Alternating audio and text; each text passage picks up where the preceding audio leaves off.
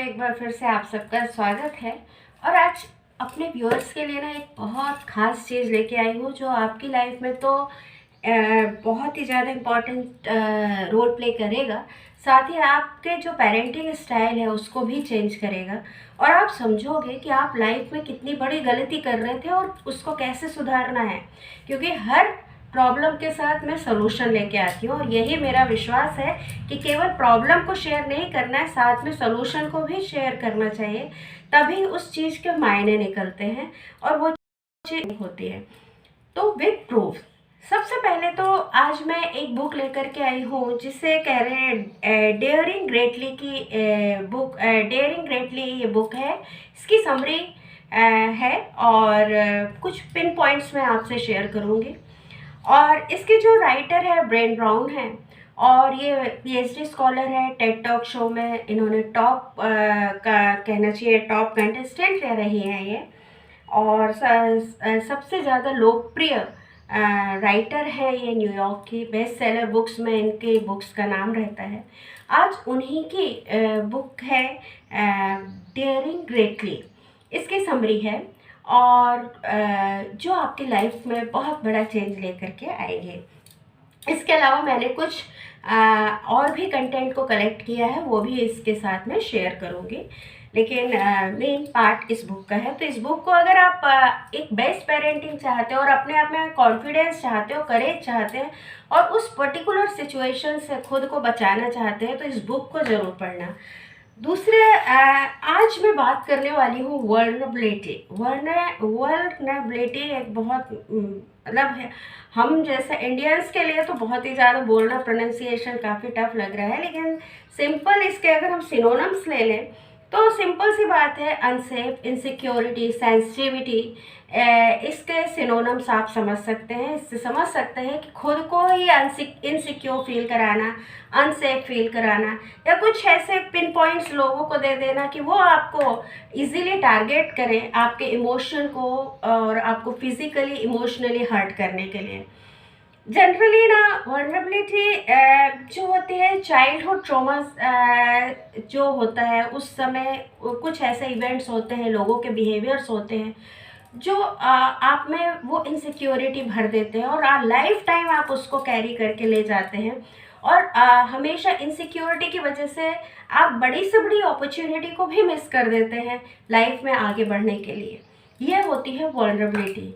Easily target होना, खुद को इजीली टारगेट करवा देना फिजिकली या इमोशनली।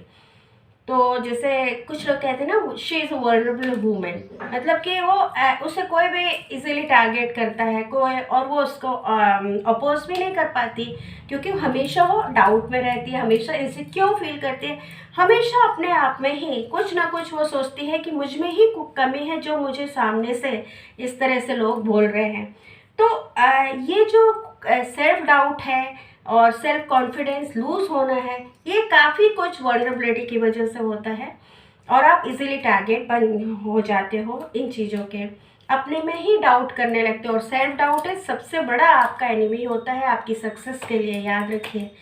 तो कई बार वल्नरेबिलिटी जो होता है पॉजिटिव वे में भी होता है, लेकिन कई बार हाँ मैक्सिमम टाइम ये नेगेटिव वे में ही जाता है। अब जरूरी होता है कि वल्नरेबिलिटी ना दो तरह की होती है, एक तो रिस्क बेस्ड होती है और दूसरा जब आप खुद को ही वीक शो करते हो और अब उसमें भी आपका भी फायदा होता है।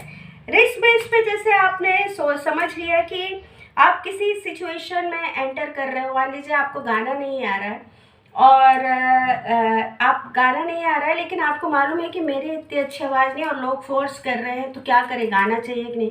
यहाँ आपने रिस्क एसेस कर लिया है कि हाँ ये मेरी वीकनेस है, तो आपने कुछ अलग टाइप से कुछ गाने को रैप या कुछ इस तरह से आपने गाया कि लोगों को ख़राब भी नहीं लगा और हाँ वो आपका काम भी चल गया। तो आपने यहाँ रिस्क एसेस कर लिया था और उस वल्नरेबिलिटी वाली सिचुएशन से अपने आप को निकाल लिया। दूसरा होता है वल्नरेबिलिटी जब आप खुद एंटर करते हो, खुद को कमज़ोर साबित करते हो। जब आप किसी के प्यार में पड़ते हो तो आपने देखा होगा कि कई ऐसे अधिकार हैं, कई ऐसे हक हैं जो आप सामने वाले को दे देते हो और सामने वाला भी उसी हक से, उसी प्यार से आपको सपोर्ट करता है, आप में कॉन्फिडेंस लाता है, आप में स्ट्रेंथ लाता है। तो आज यहाँ पर वर्नरेबिलिटी आपको अपोज नहीं गई, आपके बेनिफिट के लिए, आपके स्ट्रेंथ के तरह वर्नरेबिलिटी ने काम किया। ठीक वैसे ही जैसे कुछ वर्ड नाउन की तरह यूज़ होते, कुछ एडजेक्टिव, कुछ एडवर्ब के एक ही वर्ड 3 तरह से यूज़ होता, वैसे ये भी शब्द है, ये भी एक फीलिंग है। तो यहाँ पर आपको एसेस करना है कि एक्चुअल में वल्नरेबिलिटी की फीलिंग क्या है, भावना क्या है, और उसी असेसमेंट के बेस पे अपने आप को क्लासिफाई करना है कि हमें इस वल्नरेबिलिटी को कैसे कट करना है, इसके साथ क्या रिएक्शन लेना, क्या एक्शन लेना है, ताकि ये हमारी कमजोरी या वीकनेस ना बन पाए। अब हम आते हैं कि वल्नरेबिलिटी ना बहुत एक तरह से किसी भी सेफ जोन में जाने के लिए एक प्रोसेस होती है। मतलब आपको समझा रही हूँ कि अगर आप अपने आप को वीक समझ रहे हो, मतलब कहीं ना कहीं आप में एक इनर क्वालिटी है स्ट्रेंथ वाली, कहीं ना कहीं अगर आप कमज़ोर समझ रहे हो, मतलब आप में वो पावर है अपने आप को स्ट्रॉन्ग बनाने की, अपने आप को कॉन्फिडेंट बनाने की। तो वल्नरेबिलिटी जो है ये कहीं ना कहीं आपको ये एहसास दिलाती है कि आप में वो पावर है कि आप कॉन्फिडेंट और स्ट्रॉन्ग और स्ट्रेंथ फील करो। अब आप सबसे पहले क्या होता है कि अब आपको स्ट्रॉन्ग बनना है, अपने आप को इजीली टारगेट नहीं होने देना है। कई लोग बोलते हैं कि जब आपके साथ बैड सिचुएशन आती है तभी आपको ये एहसास होता है, आप वल्नरेबल, असुरक्षित, इनसिक्योर, अनसेफ फील करते हो। ऐसा नहीं है। जब अच्छे सिचुएशन, आप हैप्पीनेस में भी हो, गुड भी लग रहे हो, काफ़ी सुंदर भी दिख रहे हो, तब भी आप में इनसिक्योरिटी रहेगी। आप पूरे टाइम यही सोचते रहते हो, यार मैं अच्छा लग रही हूँ, या अच्छे से चल रही हूँ, अच्छे से बात कर रही हूँ, अच्छे से। तो ये जो मेंटली आप जो अनस्टेबल कंडीशन आ जाती है ना, और आप इजीली टारगेट हो जाते हो लोगों के, और जो लोग आपको मतलब आप डेफिनेटली कुछ लोग ऐसे होते हैं जो आपको गिराएंगे। तो इमोशनली और फिजिकली आप इजीली टारगेटेड हो जाते हो उस समय लोगों के। तो ये इसको अब दूर कैसे करें, क्योंकि यहाँ पर तो ये आपकी नेगेटिविटी है, आपकी वीकनेस बन रही है। तो वल्नरेबिलिटी को दूर करने का सबसे अच्छा तरीका है कि मिरर के सामने रोज जाओ और कुछ कॉन्फिडेंस वाले शब्द बोलो, करेजियस शब्द बोलो, और अपने आप के लिए बहुत अच्छे अच्छे शब्द बोलो। पहली चीज़, जब आप खुद से प्यार करना सीखोगे ना, तो दुनिया में भी प्यार बांटना सीख जाओगे। खुद को फेस करना सीखो। दूसरी चीज़, आपको ये समझना है कि किस चीज़ से आपको शर्म आ रही है, और उस चीज़ को फेस कर लो। जैसे कि पब्लिक स्पीकिंग से शर्म आ रही है, या कहीं भीड़ में से चलने से शर्म आ रही है, या भीड़ के बीच में से निकलना में है, और क्या लोग क्या कहेंगे, लोग कैसे कहेंगे, क्या ये जो बकवास दिमाग में चलता है, इसको कैसे करें? तो इसको फेस कर लो, फेस कर लो। जैसे आप फेस करोगे तो यही शर्म आपकी ताकत बन जाएगी। एक बार आप फेस करोगे, 2 बार फेस करोगे, 2 बार आपको वो चीज़ें हर्ट करेंगे कि क्या लोग कह रहे हैं, फिर धीरे धीरे वो चीज़ें कम होंगी, आप कॉन्फिडेंट होते जाओगे, और वही शर्म आपकी ताकत बन जाएगी।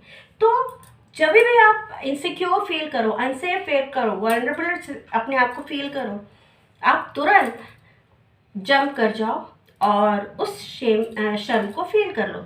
जैसे कुछ लोग होते हैं कि मुझे बहुत शर्म है कि मैंने अपने बच्चों को वक्त नहीं दिया।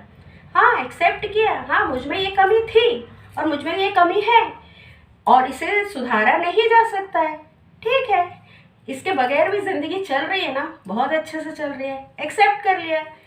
इस तरह से एक्सेप्ट कर लो। आप देखना, यही जो वीकनेस है ये आपकी स्ट्रेंथ बन जाएगी, और दुनिया आपको सिर्फ देखती रह जाएगी, आपके कॉन्फिडेंस को। यही वल्नरेबिलिटी आपकी स्ट्रेंथ बन के आएगी, पहली वजह। दूसरी वजह, जब आपको लगे कि ये चीज़ आपको पीछे ड्रैग कर रही है, कोई भी चीज़ जो सही मायने में सही है, और आपको लगे कि अगर ये मैं इसमें एंटर हो गई या स्टक हो गई, इंटरव्यू फेस करना है, और आपको लग रहा है कि मेरे कपड़े गंदे हैं या कुछ, आप गए हो लेकिन आपको कॉन्फिडेंट शो करना है, आपका क्या होगा, पीछे खींचोगे आप, मतलब कि नहीं मुझे एंटर नहीं करना, क्या सोचेंगे क्या, और आपका पूरा दिमाग अपने कपड़ों पर रहेगा। आपको पता चल गया है कि कौन सी चीज़ आपको ड्रैग कर रही है आपके एक्चुअल इंटेंशन से। उस समय अपनी थॉट प्रोसेस को और अपने माइंड सेट को चेंज कर लो। उस समय अपने थॉट प्रोसेस माइंड सेट को इस तरह से चेंज करो कि ये कपड़े हैं, एक्चुअल क्वालिटी मेरी परफॉर्मेंस पे, मेरे कॉन्फिडेंस पे, मेरे बोलने के स्टाइल पे, मेरे पर्सनालिटी पे रहेंगे। ये सिर्फ कपड़े हैं। तो एक्चुअल कपड़े मेरी इनर क्वालिटी है। जब आप इस तरह से लोगों के सामने आओगे ना, तो एक जो इम्प्रेशन लोगों के सामने, तो वो आपके कपड़ों से हटके आपके इनर क्वालिटी, इनर पर्सनालिटी पे आ जाएगा। तो जो भी चीज़ें आपको ड्रैग कर रही हैं, वहाँ पर अपनी थॉट प्रोसेस, अपने बिलीफ सिस्टम को चेंज करने की कोशिश नहीं करो, कर ही दो। थॉट प्रोसेस को और माइंड सेट को चेंज कर दो। नज़रिया बदलोगे, किस्मत बदल जाएगी। Change your mind set, change your destiny. तो ये हमेशा याद रखो। और एक चीज़ और है कि इन केस क्या होता है, वल्नरेबिलिटी इस तरह से भी आती है, स्पेशली मैं पेरेंट्स के लिए बात कर रही हूँ। सेशन थोड़ा सा ज़्यादा है लेकिन ज़रूरी है। पेरेंटिंग टिप्स है ये पेरेंट्स के लिए कि वल्नरेबिलिटी आप कंपेयर करते हो बच्चों को। दूसरा, आप उसकी गलतियाँ बार बार पिंच करते हो। तुम ये गलत हो, तुम्हारा दोस्त ये कर रहा है, तुम्हारे ये कर रहा है, तुम हमेशा गलती ही करते रहते होगे, तुम्हें कितनी बार समझाया। तो यहाँ पर क्या है, उसमें आप इनसिक्योरिटी जगा रहे हो, आप उसका अच्छा नहीं कर रहे हो, इनसिक्योरिटी, अनसेफ फील करा रहे हो। तो वहाँ पे उसको और वो इजीली टारगेटेड हो जाएगा दूसरों का, जिसे लोग इमोशनली और फिजिकली हर्ट करना शुरू कर देंगे, और यही ट्रॉमा उसकी नेक्स्ट जनरेशन में भी जाएगा। तो इसके रिस्पॉन्सिबल आप हैं। तो सबसे पहले तो ये याद रखिए कि जो फेलियर है वो एक अस्थायी समाधान है, एक अस्थायी टेम्परेरी सिचुएशन है। आप जब तक फेल नहीं होते, जब तक खुद हार ना मान लो, और जिस दिन आपने हार मान ली उस दिन आप जरूर फेल हो जाते हो। तो किसी भी फेलियर को अपने दिमाग में मत चढ़ने दो कि लोग आपको इमोशनली या फिजिकली या मेंटली टॉर्चर करें, या उस ट्रॉमा में आप एंटर हो जाओ और लाइफ टाइम स्टक हो जाओ और लाइफ ख़त्म हो जाए। मैक्सिमम ट्रॉमा चाइल्डहुड ट्रॉमा होते हैं, फेलियर्स के होंगे या कुछ लोगों के बिहेवियर के होंगे या कुछ इवेंट्स के होंगे। उस चाइल्डहुड में जो आपके साथ बिहेवियर हुआ है, उसी से आप इतना ट्रॉमेटाइज्ड हो जाते हैं कि अपनी आने वाली जनरेशन में भी वो रिफ्लेक्शन जाने लगता है। तो आपको याद रखना है कि आपको रोल मॉडल बनना है। अब आप बच्चे नहीं हैं, या आने वाली जनरेशन के लिए एक रोल मॉडल बनना है। तो आप ट्रॉमा में हमेशा नहीं रह सकते, वो ट्रॉमा वाली स्टेज ख़त्म हो गई। अब आप एक नए पर्सन हैं और नई सिचुएशंस हैं और नया रूप है आपका। तो इसमें आपको ध्यान देना पड़ेगा, आपको रोल मॉडल बन के निकलना होगा। जिस भी चीज़ से शर्म आ रही है उसको फेस कर लो, वो शर्म आपकी ताकत बन जाएगी। चाहे वो चाइल्डहुड ट्रॉमा हो, चाहे वो कुछ भी हो, सिर्फ यहाँ पे आपको थॉट प्रोसेस बदलना है, अपने बिलीफ सिस्टम बदलने हैं। अपने बच्चों के लिए रोल मॉडल बनना है, याद रखिए। अगर आप ऑर्गेनाइज रहेंगे तो आपके बच्चे ऑर्गेनाइज रहेंगे, अगर आप स्लोपी रहेंगे तो आपके बच्चे भी स्लोपी रहेंगे, क्योंकि वही आप रिफ्लेक्ट कर देंगे, अपनी इनहेरिट कर देंगे अपने बच्चों की तरफ। तो सबसे बड़ी चीज़ यही है कि अपने बच्चों को ये मत बोलिए कि तुम ऑनेस्ट रहो, तुम करेजियस रहो, तुम फेथफुल रहो, तुम ट्रस्टवर्दी रहो, तुम हार्ड वर्क करो। बिल्कुल नहीं।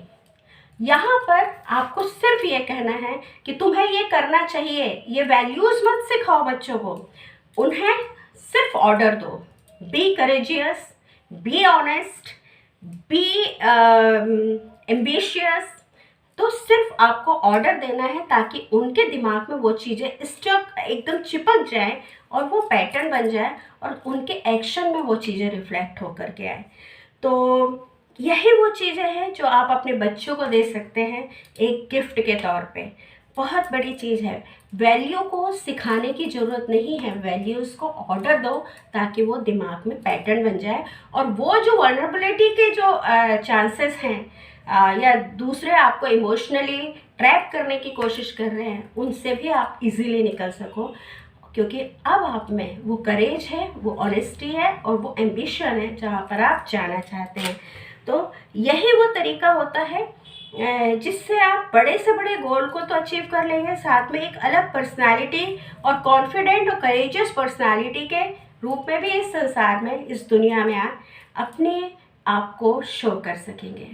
आज के लिए बस इतना ही। जैसे एक बहुत बड़ा पॉइंट मैंने बताया है जो आपके लिए और आपकी पेरेंटिंग स्टाइल में चेंज ला करके रख देगा। इन टिप्स को अपनी ज़िंदगी में अप्लाई करिए और देखिए कितना बड़ा चेंज अपनी लाइफ में आएगा, आपकी लाइफ में आएगा। इसलिए से जय हिंद। और चैनल सब्सक्राइब नहीं किया है तो चैनल सब्सक्राइब कर लीजिए। ऐसी कुछ और नई बुक्स के बारे में बताऊंगी और कुछ नई टिप्स आपको देने वाली हूँ, तो चैनल को सब्सक्राइब जरूर कर लीजिए।